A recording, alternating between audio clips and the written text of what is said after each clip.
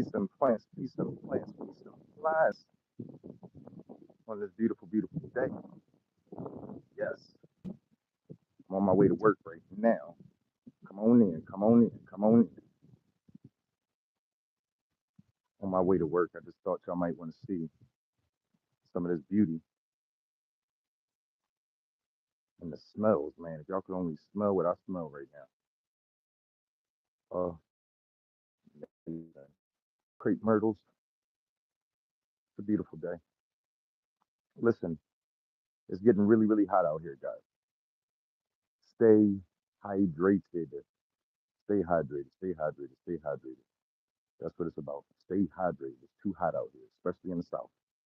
And if you're a plant person, you need to be double hydrated because you're out there in the sun. I know what you're doing. You're picking them weeds. You're harvesting that fruit. Don't pass out in your garden, man. I'm telling you. Sometimes we get so focused, so focused, so focused in the garden. You lose time, you lose everything. Be careful. Be careful.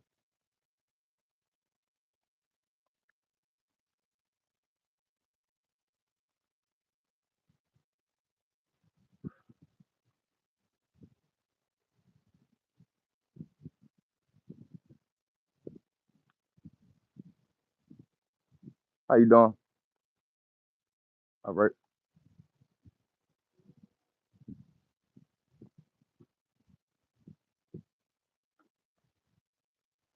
Stay hydrated.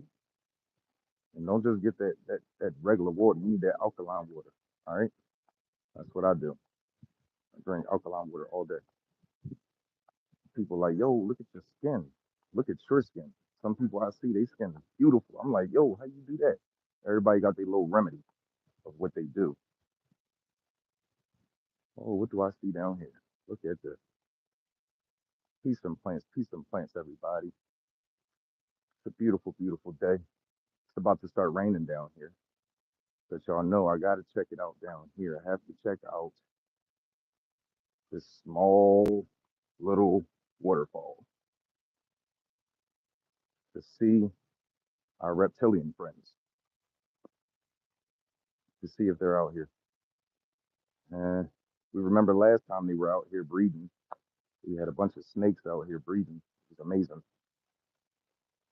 amazing, very, very amazing learning. See them right now anywhere. I do not see the snakes anywhere right now. But you know, we always check. We got to check. It's a beautiful forest. Look at this. Look at the woods back there. Amazing. I take a walk all the time, but I got my flip flops on right now. I didn't even plan to come over here. Like I said, I'm on my way to work. I stopped at the mailbox real quick, got my mail, and something urged me. You know, I'm always being pulled to nature. Nature, like, oh, oh, come on, let's go this way. Let's go this way. See, it's not hot enough. The turtles are usually perched along here, but I don't see any turtles. But you know what? I do see some over here where this branch is. I do see a turtle below that branch right there. Just getting everybody charged for the day. Getting everybody charged, charging myself before I get into work. Y'all, I work at the post office. I've been there for going on 8 years. My birthday is November the 12th, and it will be 8 years, November the 12th. Whew, it's a political place, I'm telling you right now. So stuff like this, man, I embrace stuff like this all the time. It's not always about going out and naming trees and naming everything. Sometimes I consciously take all of the knowledge out of my head so I can just engulf everything and just look at the beauty. Because when you naming stuff, when you talking about, oh, that's a Liriodendron tulipepera, when you're looking at this and you say, oh, that's a tulip poplar, and oh, these are Baltic ivy, you miss so much because you focused on looking at what you're naming. You're not focused on embracing the love that it brings. That's what this day is about. Just embracing the love that it brings. and I need to hurry up and get to work. It's 11:25 here. But like I said, the post office is very controversial. Whoever would have thought a plant man would be working at a post office, but it pays the bills. It helps with peace and plant. It definitely does, and you guys do too. I appreciate that. Oh, look at this little chipmunk. Look, look, look, look. Hey, chipmunk. Hey, chipmunk. Hey, how you doing? How you doing? Look at you. What's up, buddy? Okay. Peace and plant. Peace and plant. Okay. So yeah, man, I've been spreading this message of peace and plants for years, man. I remember when I first started at the post office, I used to bring. I started at the post office in Harrisburg, Pennsylvania. I live in Atlanta, Georgia now, and work in Atlanta, Georgia at the big plant down here. But I remember when I first started, man, I used to bring my monstera plants to work. I'm not sure if anybody is familiar with the inner workings of the post office, but we have huge machines to give you guys your mail. We have so much stuff going on inside the post office that you guys have no idea. But I used to take my plants. I would take like three or four at a time, bring them to work. And this is when I was first starting off. I'm like, I don't know what to do. But I would bring them to work and sit them on my machines, just kind of line them up on my machines, line them up, all the plants. And people would buy them. I'm like, what? Wait a minute. Whoa. So if you guys have any dreams out there, if you guys want to do anything, I don't care if you're selling socks, man, you can do it. You can sell them socks, man. People gonna buy them socks, man. I don't care if they white, pink, purple, or blue. They gonna buy them. It's about the energy of the person. People don't buy. Oh, look at this beautiful stuff over here. Look at that. I just love this seating area right here. People don't buy products. We must understand that. Think about you. You don't buy a product. You buy a brand. You buy the vision of the person. You buy the spirit of the person. You don't buy. There's so many people out here selling plants, and there's so many people who don't get plants sold. Why? Because your spirit ain't right. You got to connect your spirit with what you're doing. That's what it's about. People do not buy products, they buy brands. That's what it's about. It took me a while to realize that myself. But once I realized it, I'm like, oh, snap. So I just got to be me because I really do love what I'm doing. I really do love nature. I really do love being around and understanding and being in class outside. I really, really do appreciate that.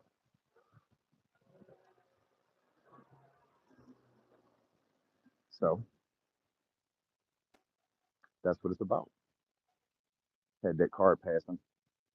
So, like I said, yeah, if you're not familiar with the post office, there are so many things you could do. Listen, don't stop what you're doing just because of your 9 to 5. You must have a bigger vision. You must want more out of life. And I make pretty good money. Anybody that works at the post office makes pretty good money, but it ain't enough. It ain't enough. You have to understand it's not enough. You should always strive for more. You should always do more in life. Always look for a place in your job that you can excel to make more money to give to your vision. Give to your vision. For 8 years, I don't know how many times I've raised in levels and all types of things and gotten promotions and demotions and promotions again, all kinds of things at the post office. I've been supervising at the post office. I've been an assistant supervisor. I do a lot of work with the union. Believe it or not, there's so many people out there that need help. See, I take this gardening thing everywhere I go.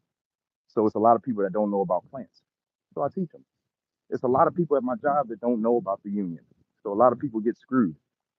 There's a lot of intricate things that go on in our contract at the Postal Service that you can utilize, but a lot of people don't know. So I take me everywhere I go. Take you everywhere you go. I'm telling you, people will feel your spirit if you're true. People will know you if you're true. They will see what you're doing. They will embrace what you're doing if it's true. Look at these cars just driving crazy. That's a Delaware tag. What are you doing? We're in Georgia. You don't drive like that. Come on. So remember the things that I'm saying. I am sweating, sweating, sweating because it is very, very humid. Like I said, I just walked to get my mail, and I wanted to show you all some of the chipmunks and some of all of this beautiful stuff out here, the geese and the birds, all types of things, the turtles out here. We are in Georgia. I came here for a specific reason. I am from Philadelphia, but the life I needed wasn't there. You see, the sun is a lot hotter here. Culture is a lot deeper here.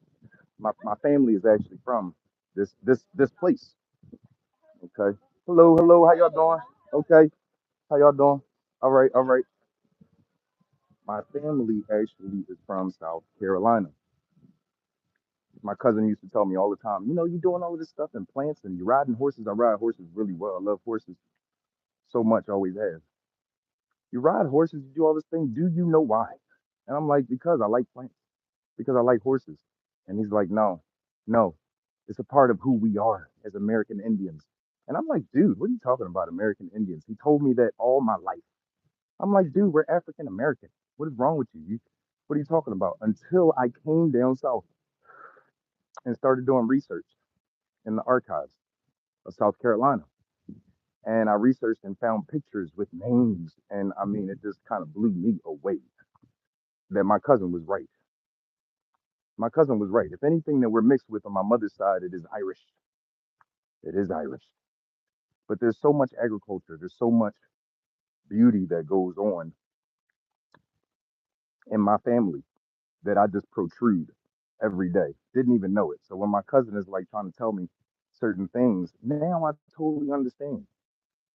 Now I totally understand what he was talking about and the culture of my people. So just a little bit, my people on my mother's side are the Bird Clan from South Carolina. Anitsitsike is what they call themselves. Very huge culture, amazing. Now this is before the settlers, before the conquerors, before a lot of these people came here to this land. So my people were already here. And I would not have known that if I didn't keep that little piece of what my cousin was saying in my mind. I would not have known that. You're doing what you're supposed to be doing, you are doing. Trust me. In some shape or form. Alexa, pause. In some shape or form, you are doing what your ancestors need you to do. You just don't know it. You just don't know it. There's so many people here. I know this is a plant channel, but plants, agriculture, and time, okay, history go together. They go together. So I urge everyone to understand and to know who you are. I'm going to spread some pictures and stuff like that of the old farmers from my family. These old farmers, these ancient farmers, right? 16, 1500s farmers that come down to me. It is overwhelming. It is extremely overwhelming to understand and to know that your people have been doing this forever, right here in America. So I urge everybody to research what you're doing, what you have a passion for, because I'm telling you, it's a reason why. In America, if you don't know, all over America, okay, a lot of people that look like me, more so with the color of skin, when you start to do your research, you'll understand why you look the way you do, who your people are, and what happened. Go to the archives. Don't go to ancestry.com. Don't do it. Do not do it. On ancestry.com, it says for entertainment purposes only. And they don't have my people on ancestry.com. They call us Southeastern African Americans or something like that, some weird stuff. But the real thing is Southeastern Indians. That is what they ended up classifying us to be, and all of the knowledge and all of the culture that comes with it. All of the knowledge and all of the culture. Every American. Peace and plants. Peace and plants to you. I'm doing a little history lesson. Plants and history go one and one. But you'll see that a lot of our people actually come from starting from like Texas, going to Virginia. This is where a lot of our people are from. We're born. Okay, a lot of our people, and there's so much history. We hear about the slave trade, the Atlantic slave trade, and all the plants and everything that was brought here with the Atlantic slave trade. A lot of the animals and things like that that were brought with the Atlantic slave trade. But we don't talk about the Trail of Tears, which actually resonates with the Black American. But I urge you to do your own research. Do your own research. Do your own research. Understand your own people. You know, it's amazing because I feel like I don't feel bigger than the next person, bigger than the next culture, but I feel that we are very special as American Indians because we are the only ones in the world who don't know who we are. Think about it. I pause. You can't go down the street to your homie if you in the hood and say, yo, yo, yo, what clan you from? Yo, yo, what clan? You can't do no dances. You can't because you don't know. You assume that, you know, you come from here or there, but you don't know. The average person never researches. That's why I'm so acute in my knowledge with plants because I studied. I studied. I studied. In high school, I went to an agricultural high school in Philadelphia called Walter Biddle Saul High School for Agricultural Sciences. And every week, I think it was like Monday, we would get 10 plants. 10.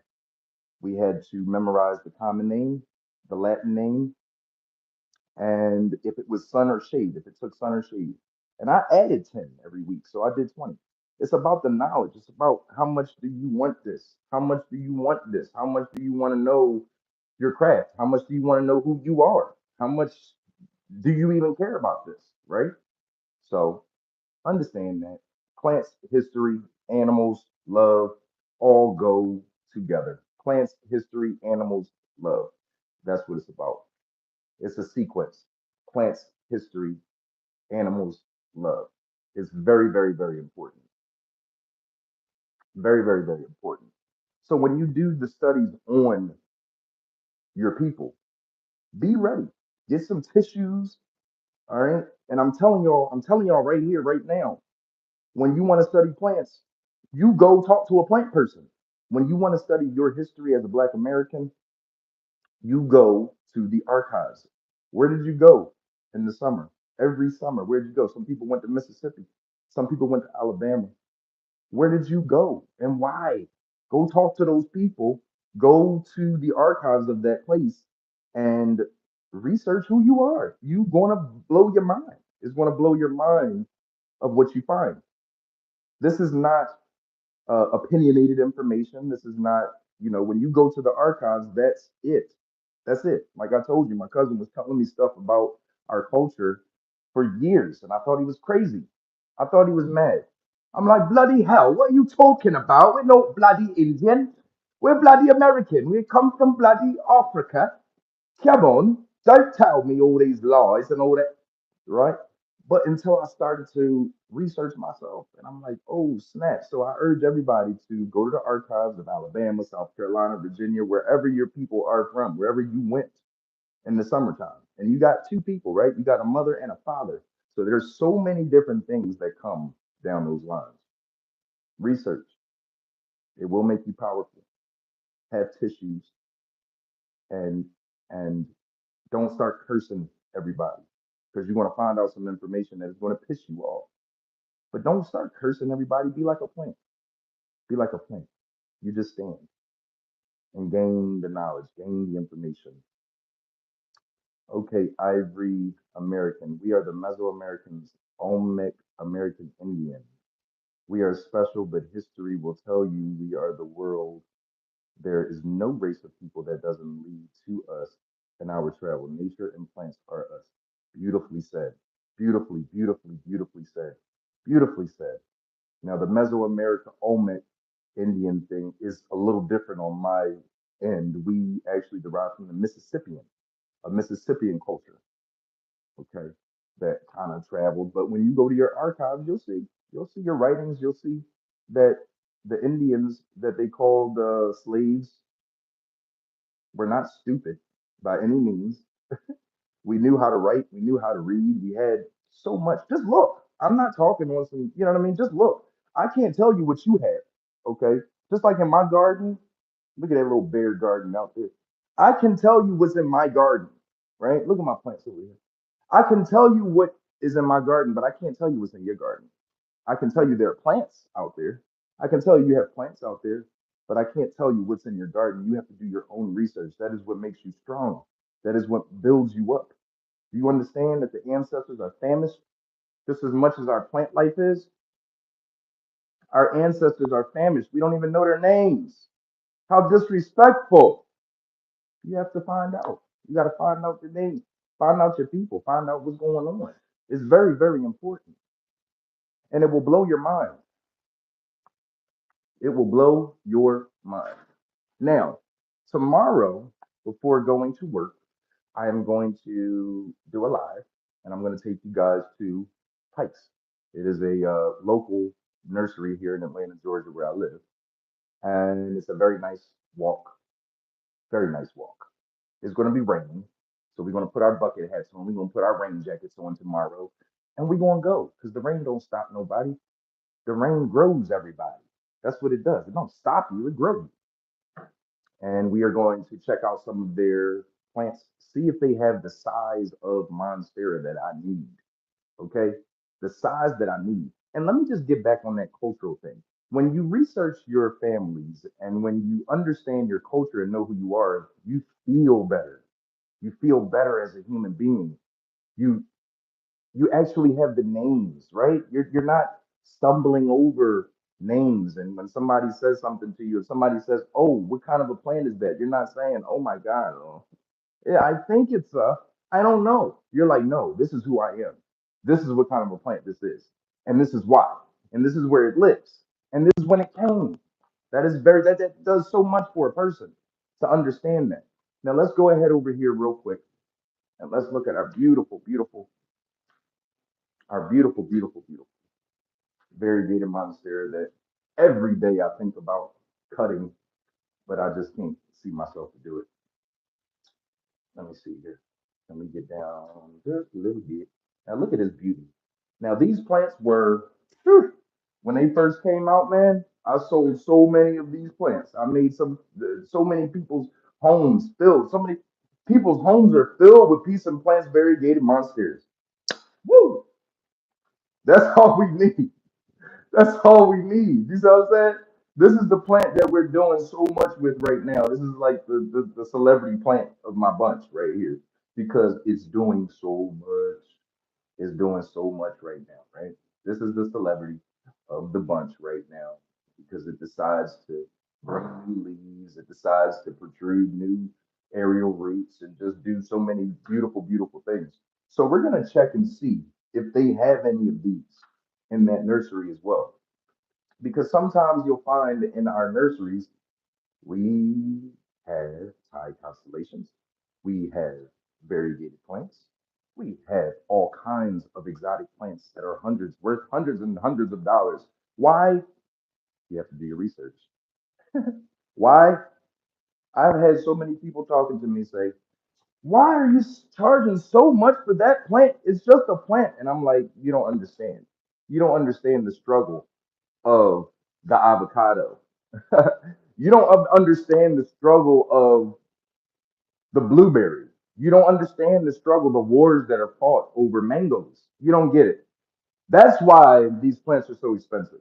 That is why our walnuts and our mangoes and our all these fruits and vegetables are so expensive because you don't understand the wars, the blood that is shed behind these fruits and vegetables.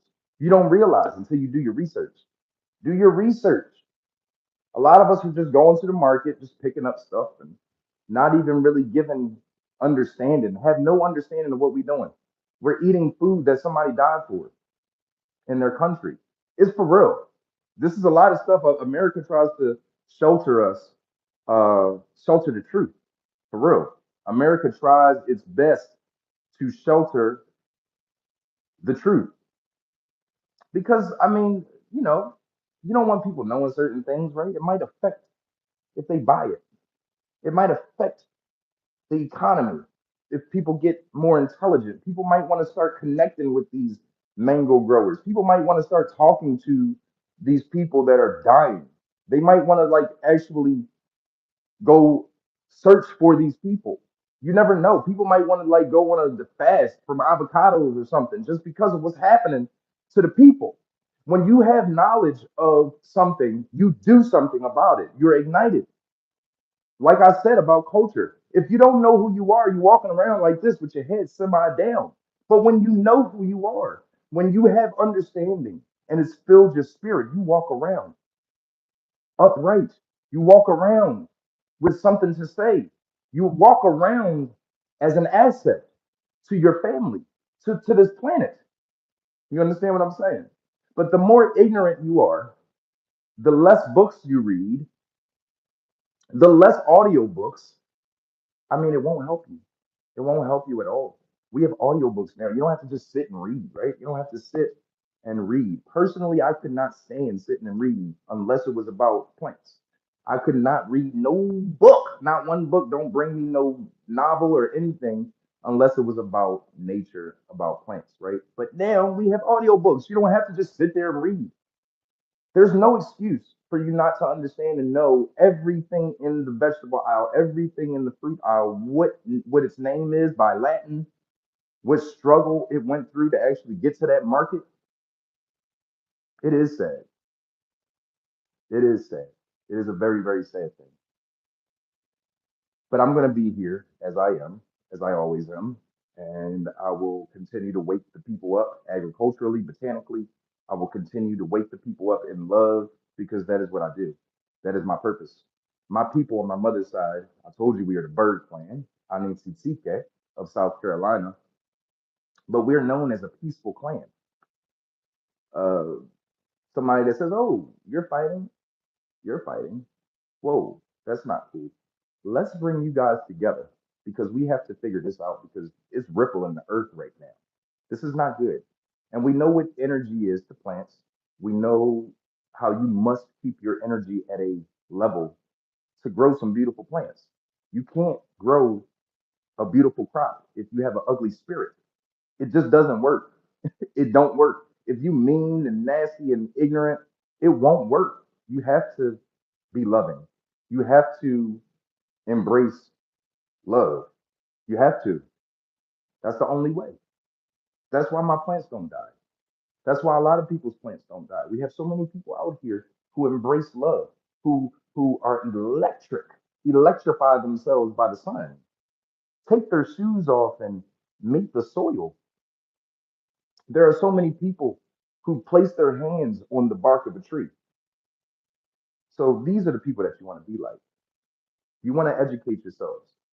You want to know the struggle of the avocado, and you want to pray for the people, the farmers, the wars. You want to pray for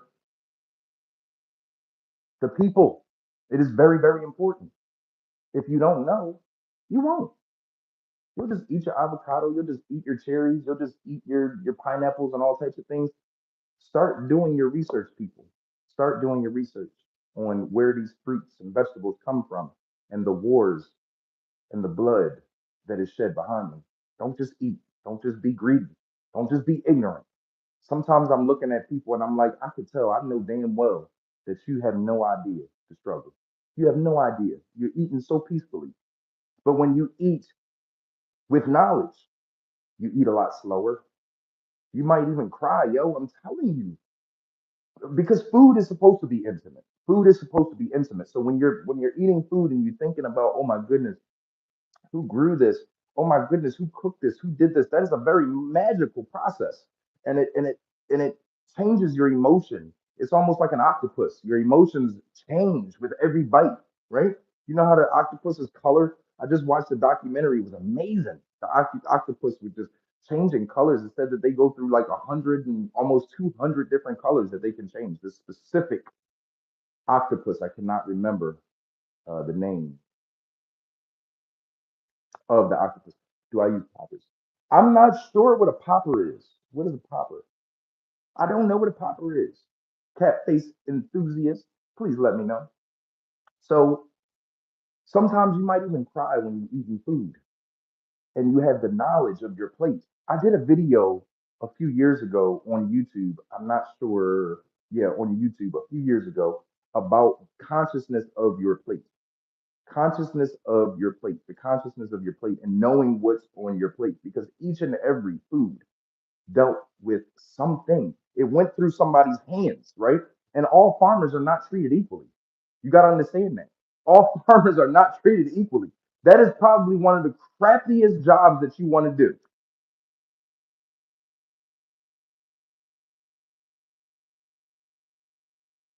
See, these are comments that I'm talking about. I want to put this out. Cat face enthusiasts. We don't do that on Peace and Plants. We are about love on Peace and Plants. We are not about any of that nonsense. I don't like none of that stuff. Do you understand what I'm saying? Not even a little bit.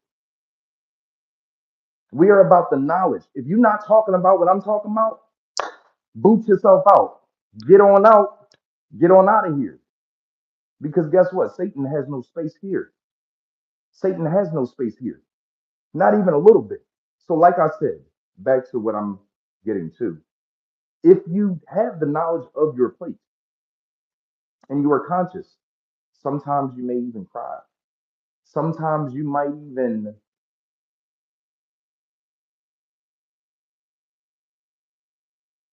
sometimes you may even, yeah, we have someone here that's just terribly, just horrible, deplorable. We don't speak that way. Yes, you'll get excited, you'll cry, you'll laugh, you'll just know what you're doing, know what you're eating. That's what it's about. Okay, guys. I have to get ready for work. Like I said, if you don't know, I work at the post office, the United States Postal Service. Been there for almost 8 years. It'll be 8 years on my birthday, November 12th. On my birthday, on my birthday, on my on my on my birthday. It'll be my favorite number, 8. That's my favorite number, y'all. So I'm going to get myself ready. Remember what I said. Remember what I said. Search the archives. Don't search ancestry. Ask somebody. Don't just walk around and not know. All right. Ask somebody. Don't just walk around and not know. It's not cool not to know anymore. It's not cool. It never really was. All right. But stand firm. Always love. I will be here. Any questions, let me know. We spoke about so much. We spoke about a lot in this half an hour. Okay, so any questions, if you need to break down anything, I'm here for you. All right, but I'm about to get ready for work, go into this political place, put on my clothes, put on my face, and we out. Much love, y'all. Thank you for being here. I urge you to have a beautiful day. Peace and blessings.